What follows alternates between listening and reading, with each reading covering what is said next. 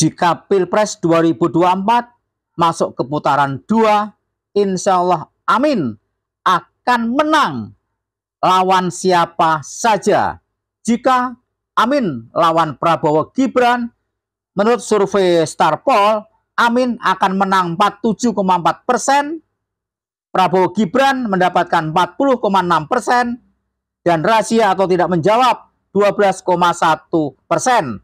Selisihnya 7% untuk amin. Jika putaran kedua head to head amin melawan Ganjar Mahfud, insya Allah amin juga akan menang dengan kemenangan yang jauh lebih tinggi. Anies Muhaimin 57,4%, kemudian Ganjar hanya 40,6%, dan 13,6% belum menjawab. Assalamualaikum warahmatullahi wabarakatuh. Bertemu kembali dengan Kang Sen di TV News Indonesia. Para sobat, di hari Jumat ini, mari kita perbanyak bersolawat kepada baginda Muhammad Sallallahu Alaihi Wasallam. Allahumma sholli ala Sayyidina Muhammad wa ala ali Sayyidina Muhammad. Semoga dengan sholawat kita ini Rasulullah Muhammad Sallallahu Alaihi Wasallam memberikan syafaat pada kita semua di hari akhir nanti. Ya para sobat, makin mendekati Pilpres 2024, makin mendekati hari H, Masya Allah. Para sobat, elektabilitas pasangan Amin di antara 3 capres itu yang paling meningkat. Prabowo stagnan, cenderung turun. Ganjar Pranowo turun kecenderungannya, sementara Amin naik terus. Ya, survei terbaru dari Starpoll, elektabilitas capres dan cawapres 2024, Anies 32,6%, selisih sedikit dengan Prabowo Subianto yang 37,9%, kemudian pasangan Ganjar Mahfud hanya 18,6%, dan masih ada 10,9% yang belum menjawab. Dan biasanya yang belum menjawab adalah orang-orang menunggu hasil debat, menunggu siapa di antara 3 pasang ini yang di debat Pilpres 2024 mampu meyakinkan masyarakat. Dan debat pertama Mas Anies Baswedan mampu meningkatkan elektabilitasnya sangat tinggi, lebih dari 6%. Itu debat pertama capres.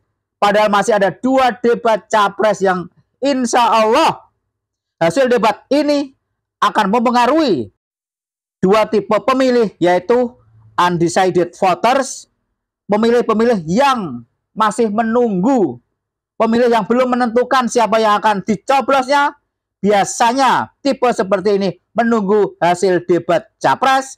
Kemudian tipe yang kedua, swing voters, sudah memilih salah satu capres, katakanlah sudah memilih Prabowo Gibran, tapi masih wait and see. Jika ada capres yang lebih bagus, maka tipe pemilih swing voter seperti itu gampang untuk berubah menjadi pemilih Amin.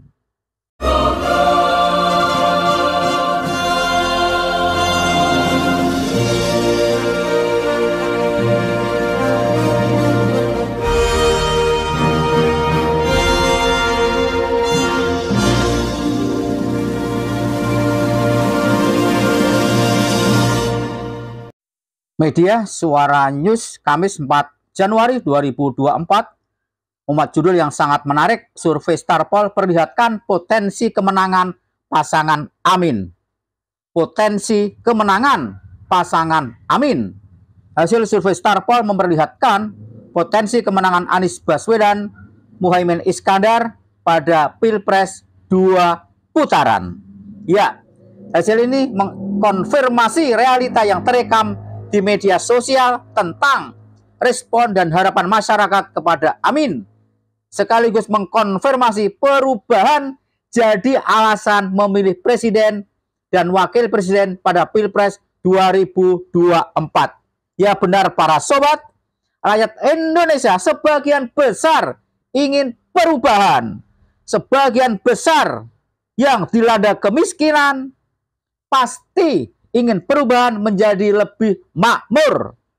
Dan Di antara ketiga capres ini yang mengusung agenda perubahan, ya hanya pasangan Amin, Anies Gus Muhaimin. Sehingga menjelang 14 Februari 2024, makin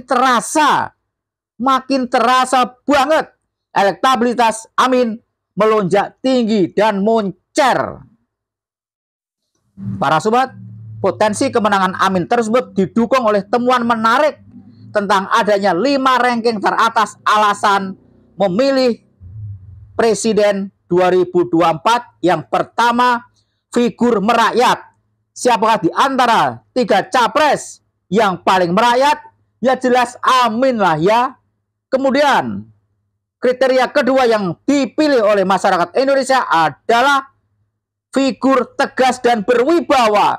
Siapakah di antara Anies, Prabowo, dan Ganjar yang berwibawa? Ya jelas Amin lah ya. Masa joget-joget berwibawa? Jauh dari kriteria berwibawa.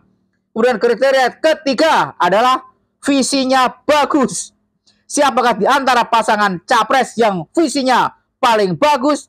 Tidak hanya visi, tapi track recordnya paling moncer. Ya jelas Amin lah ya. Nggak usah ditanya. Kemudian kriteria yang keempat yang ingin dipilih oleh mayoritas rakyat Indonesia adalah agamanya kuat. Son, siapakah di antara ketiga pasangan ini yang agamanya kuat, yang pintar bersolawat, bahkan di setiap kunjungan sering melantunkan solawat asgil, yang pintar khotbah, misalnya khotbah Idul Fitri, Idul Adha, ya pasangan Amin lah ya. Kemudian kriteria yang keempat yang diinginkan dan akan dicoblos oleh rakyat Indonesia adalah kerjanya bagus. Artinya track recordnya bagus. Son, angel nembok banding ke prestasi Anies dengan prestasi yang wawoh dan prestasi Ganjar Pranowo. Aduh son, aduh tenan, waduh, aduh banget.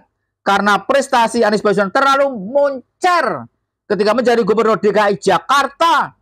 Sementara prestasi yang wawoh, ya seorang menteri pertahanan ikut cawe-cawe membuat kebun singkong dari hasil pembabatan hutan dengan triliunan rupiah yang belum dipertanggungjawabkan. Dan itu gagal total. Bahkan kini lahan yang gersang, lahan yang rusak, ditanami jagung dalam polybag son. Lah kalau mau nanam jagung polybag ngapain harus jauh-jauh ke Kalimantan dengan membabat hutan? Cukup di kantor Menteri Pertahanan, cukup untuk menanam jagung dalam polybags.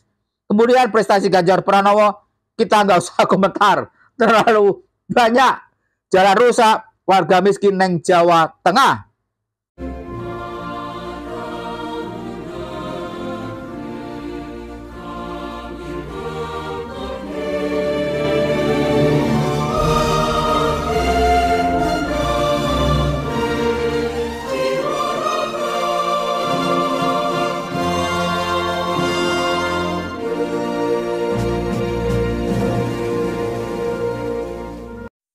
Para sobat, diprediksi Pilpres 2024 akan terjadi 2 putaran.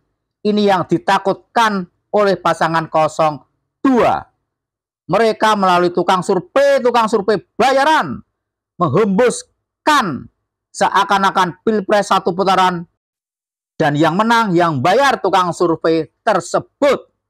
Tapi prediksi banyak pengamat yang ora dibayar oleh capres tertentu mengatakan bahwa insya Allah Pilpres 2024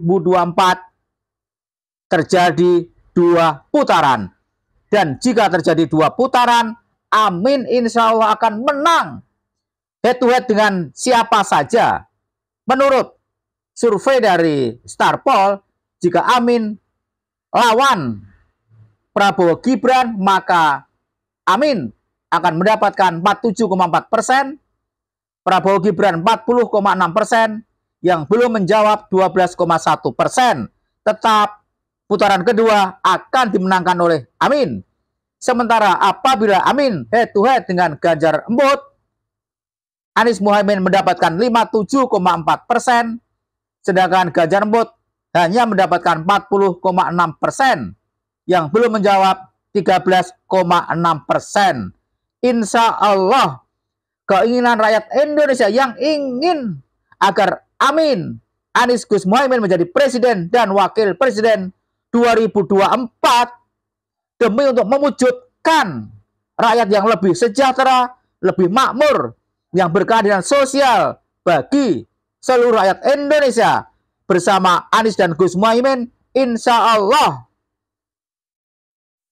Allah akan kabulkan. Syaratnya kita semua harus memantau, karena ada satu capres itu dengan Presiden Konoha diindikasikan, diduga akan melakukan kecurangan dengan berbagai cara, termasuk tidak netral, termasuk mempengaruhi aparat-aparat di bawah Lurah Konoha itu untuk memenangkan salah satu pasangan capres, yaitu Wanae Dewi. Jangan sampai terjadi, son. Yuk kita selamatkan bangsa dan negara Indonesia yang kita cintai ini. Bagaimana pendapat para sobat? Silahkan tulis di kolom komentar. Mohon maaf jika ada yang salah. Wassalamualaikum warahmatullahi wabarakatuh.